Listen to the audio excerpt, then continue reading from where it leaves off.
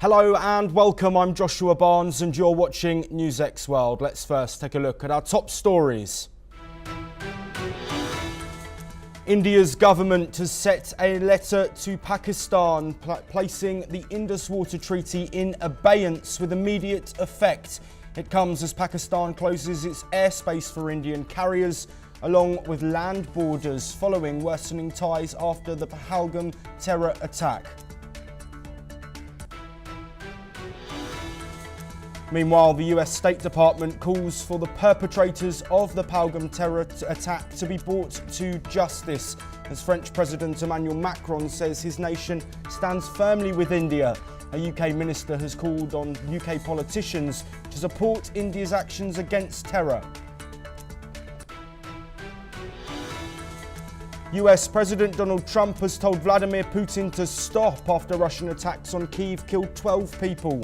Ukrainian President Zelensky says that Russia used North Korean missiles in the attack, while Russia's foreign minister says the country is ready for a deal on Ukraine.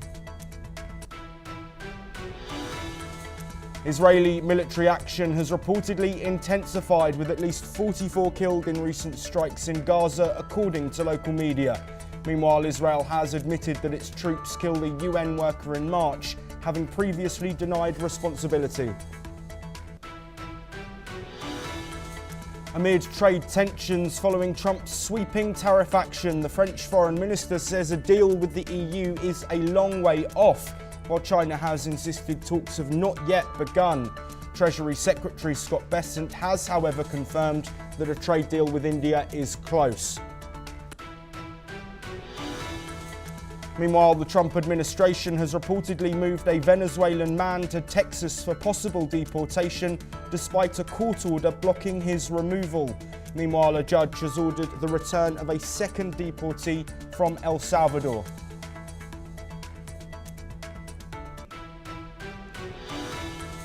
Donald Trump is reportedly poised to offer Saudi Arabia over $100 billion in an arms package in a move to normalise ties between the kingdom and Israel.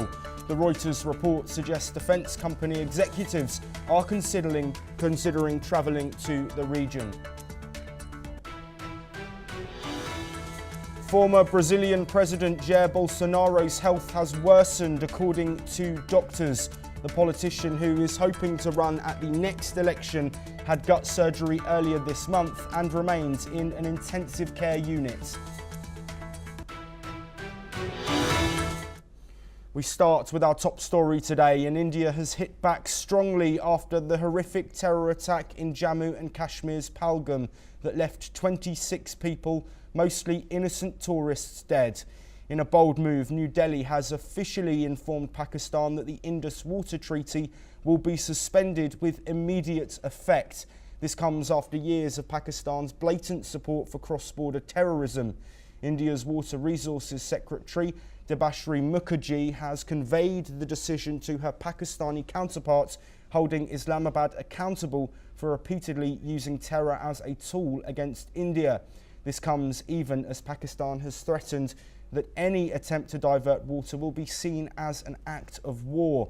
India has also taken stern action against the local perpetrators of the attack. Houses of two local terrorists, Asif Sheikh and Adil Tokar, involved in the attacks have been demolished. In a related development, Army Chief General Upendra Dwivedi will be visiting Srinagar today to review the security situation. India has also suspended visa services for Pakistani nationals in response to the attack. However, long-term visas already issued to Hindu Pakistani nationals will remain valid. Meanwhile, Pakistan has retaliated by closing its land and airspace for Indian carriers. The United Nations has also called for restraint, urging both sides to resolve differences through dialogue.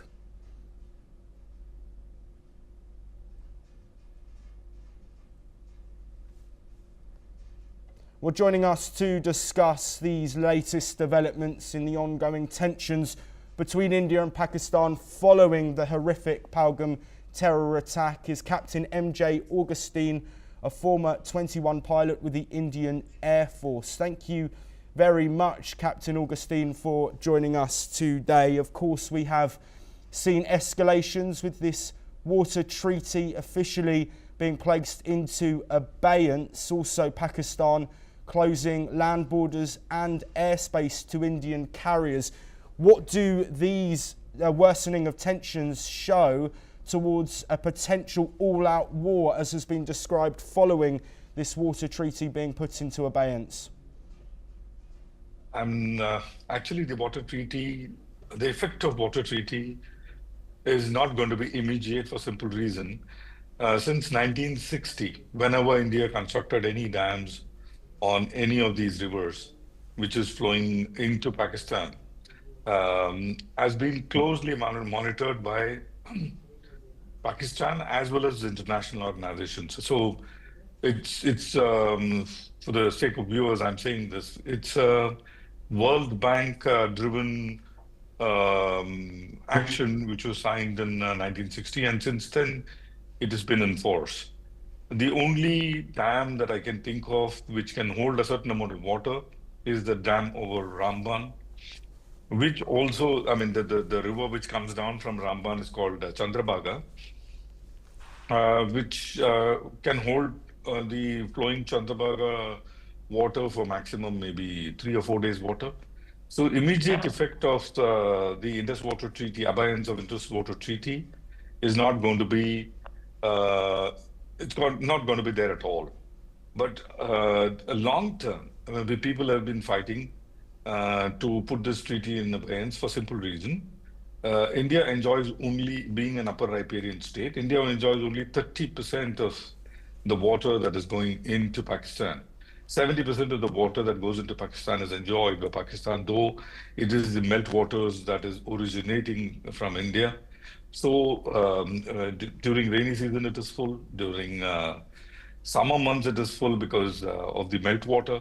So that is how the traditionally, so 4,000 years, Indus Valley civilization survived because of the perenniality of the river. So once we put it in abeyance, even abeyance has not much of effect unless we completely cancel this treaty and start building water, I mean, capturing the water and bringing it into the plains of Punjab and beyond into Indira Gandhi Canal, the IG Canal, into the areas of Rajasthan, right down to probably Barmer. So that area is extremely fertile, but it is devoid of water. So Captain India Augustine, will be able to sorry to interject. I'm conscious of the time that we have this morning with you. How significant is it that Pakistan has closed borders and also airspace following this announcement from India over the Indus Water Treaty? Zero.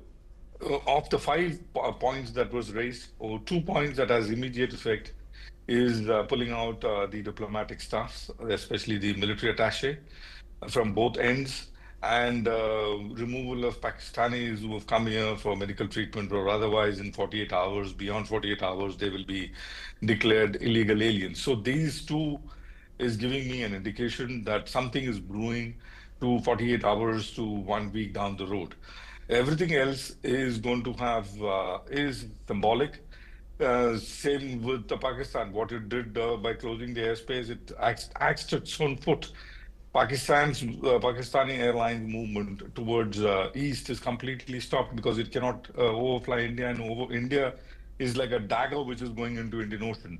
So if there are any flights going westwards, it has to travel down south, then turn left towards Malaysia or Indonesia, and then go further. So it's going to be economically, in terms of percentage of traffic that can flow, Pakistan has axed its foot. It's also annulling the Simla Accord.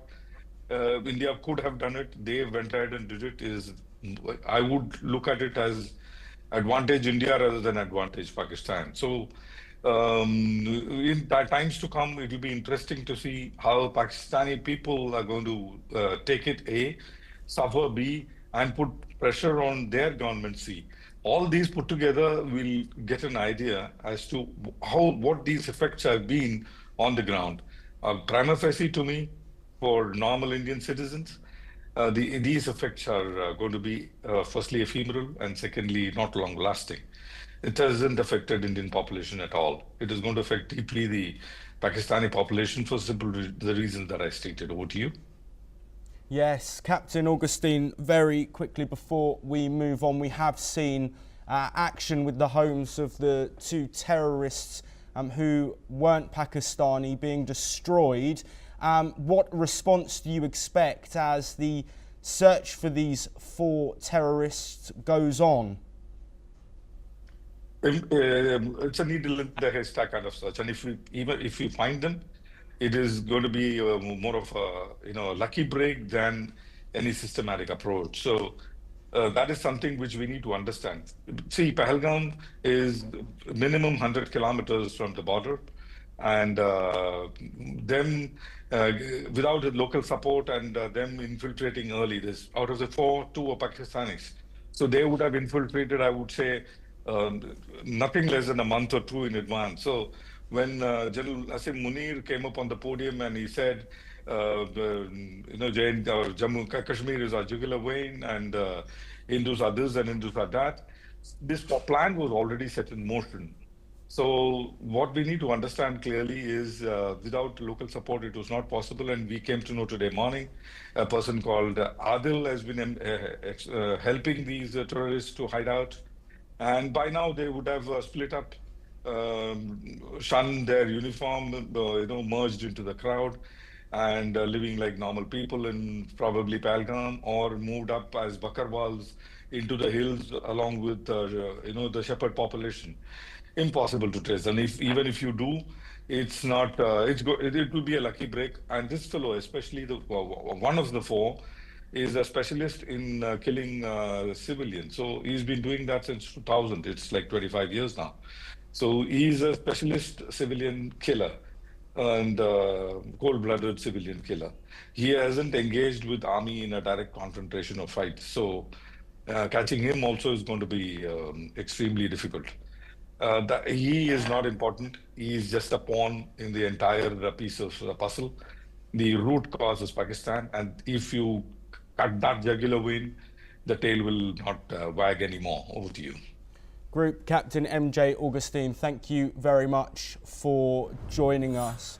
We do bring you some breaking news, and in an all-party meeting, leaders from across party lines united in calling for decisive action against terrorism and terror camps. However, some opposition parties raised concerns over security lapses in Jammu and Kashmir's Pahalgam, demanding urgent attention to the region's vulnerabilities.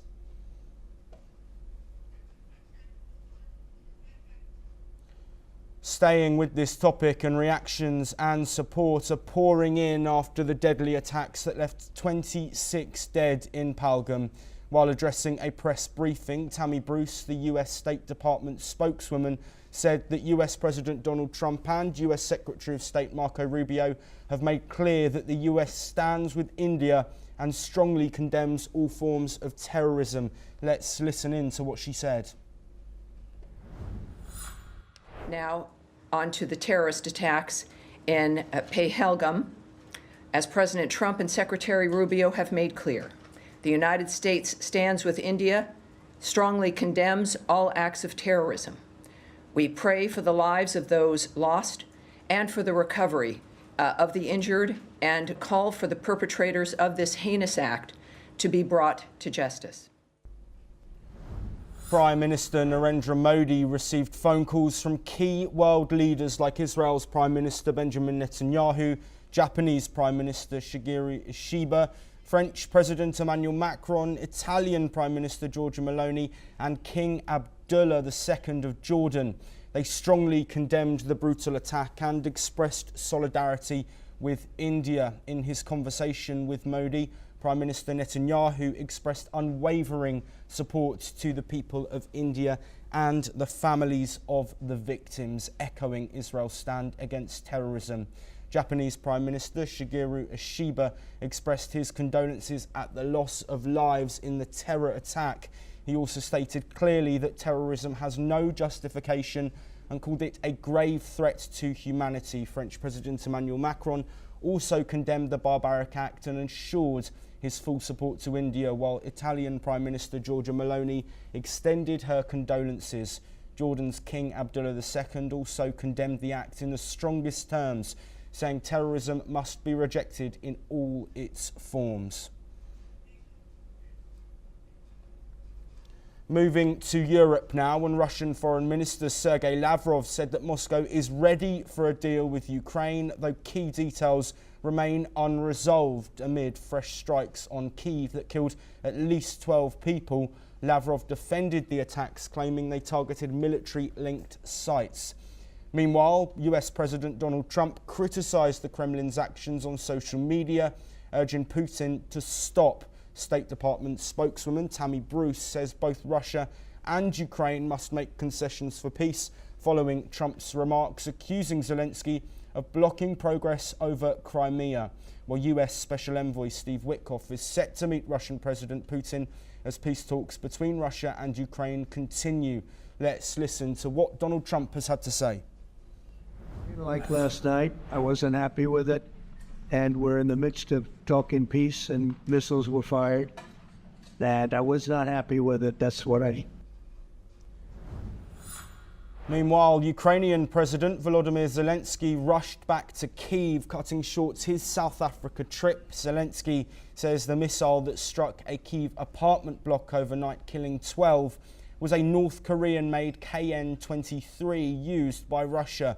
Ukraine's military believes Pyongyang has supplied Moscow with nearly 150 ballistic missiles, and it's now used in attacks across Ukraine. North Korea and Russia deny such transfers, but Ukraine says cooperation has surged since 2022. The strike has raised alarm not only in Europe but also in South Korea and across Asia over the growing North Korean military reach. In the latest development, NATO Secretary General Mark Rutte says it's Russia, not Ukraine, that must act to advance peace talks. Speaking at the White House after meeting President Trump, Rutte said Kyiv is playing ball and the next move lies with Moscow. His comments follow Trump's criticism of Ukraine as pressure builds on both sides to find a diplomatic path forward. Here is what the NATO Secretary General has had to say.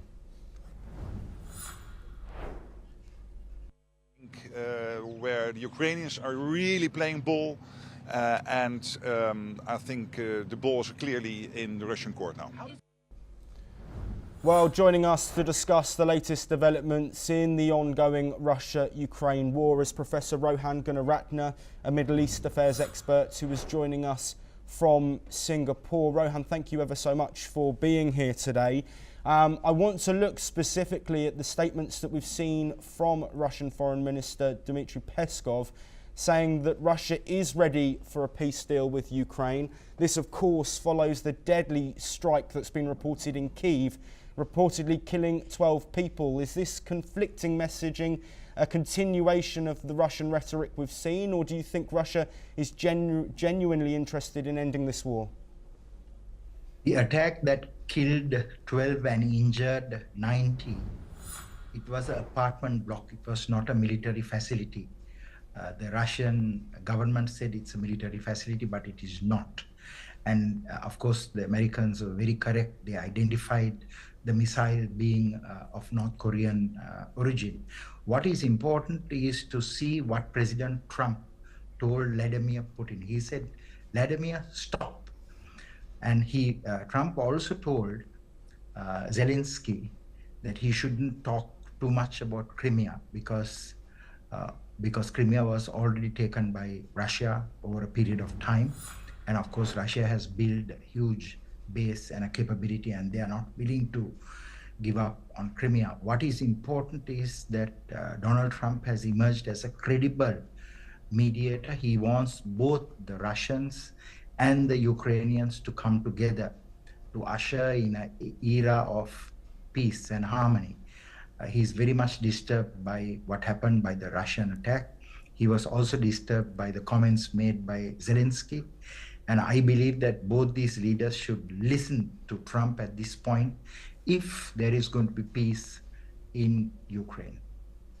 Yes, Professor Gunaratne, I just want to correct my earlier comment. It wasn't Dmitry Peskov, it was Russian Foreign Minister Sergei Lavrov who was speaking about Russia being ready for a peace deal. I want to touch on a point that you made there, the reported use of a North Korean missile. Ukraine says 150 have been handed over to Russia. We know there are reports of tens of thousands of North Korean troops potentially fighting for Russia on the front lines as well. What's the significance of North Korea's involvement in this European conflict? North Korea is a major weapons producer, and for it to have funds, especially foreign currency, it continues to provide weaponry to a number of players. Russia is one of them. North Korea not only provided weaponry but also provided manpower. So what is important is that the international community should work also with North Korea to ensure that this supply is not sustained. So there are a lot of people with interests, weapons selling interests, and that is why the North Korean flow of weaponry should be contained and disrupted and dismantled. So I believe that the Russian president is committed to peace. To answer your question, I also believe that Zelensky is committed to peace, but both these leaders will have to make sacrifices in order for Ukraine to be at peace in the future. Yes, Professor Gunaratne, to end our discussion, I want to look at the conversations that we know are going to be taking place and have taken place within the last few hours. Of course, Mark Rutte, Secretary General of NATO, talking about the fact that Ukraine is playing ball. We also have this meeting upcoming with US Envoy Steve Witkoff and Vladimir Putin. What do you think will happen in that meeting? What will be the US rhetoric, given that most parties are pointing the finger at Russia now and saying it's up to them to decide what happens with this peace deal? Russia should stop its military operations, especially after this devastating attack. It's one of the worst attacks that has taken place. It's clearly a civilian target. And I believe that this particular attack, and of course Trump's comment, Vladimir, stop, is a very good message for Russia. Putin can stop this war. So there are two very strong leaders, Putin and Trump. And I hope that they will come to a consensus on this, how to stop the war and how to move forward. Zelensky, of course, he will have to listen to Trump. Otherwise, Zelensky will be displaced. Yes, Professor Rohan Gunaratne, thank you ever so much for joining us. We will, of course, be across all of the developments from the Russia-Ukraine war and that meeting between Steve Witkoff and Vladimir Putin. But we do bring you some breaking news now, and the Indian Union Home Minister Amit Shah will chair a crucial meeting today at 12 p.m. midday regarding the Indus Water Treaty with Pakistan. The discussion will focus on the technical aspects of implementing the recently suspended treaty. This meeting comes amid heightened concerns over the management of the shared water resources, with key officials set to deliberate on the future course of action. We head now to the Middle East, and at least 44 Palestinians have been killed in Israeli airstrikes across the Gaza Strip, according to local media sources, while the Israel Defense Forces, IDF, said it struck a command and control center for Hamas and its ally Palestinian Islamic Jihad in Jabalia that was being used to plan attacks. Following this, the Hamas-run civil defense agency said 12 more people were killed when a family home in Jabalia's Ard Halawa area was bombed, and that others were believed to be missing under the rubble. Since the January ceasefire collapsed on March the 18th, Israeli attacks have killed more than 1,900 Palestinians, many of them civilians, according to the Gaza-run health authorities. Efforts by Arab mediators, Qatar and Egypt, backed by the United States, have so far failed to reconcile disputes between Israel and Hamas. Meanwhile, Israel's military has acknowledged that it killed a United Nations worker with tank fire in Gaza last month. The incident had taken place on March the 19th when a UN compound in Deir al-Balah was hit, resulting in the death of a UN employee. At the time, the Israel Defense Forces said that it had not targeted the location. According to the IDF, these early findings have been shared with the United Nations and a full report will be provided. Moving on now, when US President Donald Trump says trade talks between the US and China are back on. He pushed back against Beijing's denial that any dialogue is happening. Trump has told reporters that they had a meeting this morning without identifying the participants. The talks come as tensions rise. The US has slapped a 145% tariff hike on Chinese goods. Here is what Trump has said. Well, they had a meeting this morning, so I can't tell you. It doesn't matter who they is. We may reveal it later, but they had meetings this morning, and we've been meeting with China, and so I think you have it. Well, Trump also said he will meet several world leaders in Rome while travelling for Pope Francis's funeral. He said they all want to meet. Trade will be a key topic in those talks. Let's listen in. Meetings with other world leaders when you're in Rome? Yes, I will. Which leaders do you want to meet, sir? Well, I'd like to meet them all. That would be nice. I'd like to take care of all of them, but we have many of them there, and they all want to meet. They want to meet about trade. And we are making some great inroads and great... Meanwhile, in China, exporters are still avoiding the local market. The government wants them to sell more at home, but firms say demand is weak, margins are low and payments are delayed. They call domestic sales not viable. In another development, South Korea and the US have finished their first round of trade talks. They want a deal before the tariff pause ends in July. Seoul is asking for exemptions. It's offering help in shipbuilding and energy. Meanwhile, Vietnam has raised bond sales by nearly 30% this year. The money will fund infrastructure. It's also aimed at protecting the economy from new US tariffs. A French minister has said that US-EU agreement is a long way off, pushing back on Trump's pressure tactics. Meanwhile, India may become the first country to finalise a bilateral trade deal under Trump tariffs. US Treasury Secretary Scott Bessent said talks with India are very close, crediting New Delhi's lower tariffs and minimal trade barriers for the progress. That is all that we have time for, but we will continue to bring you more of the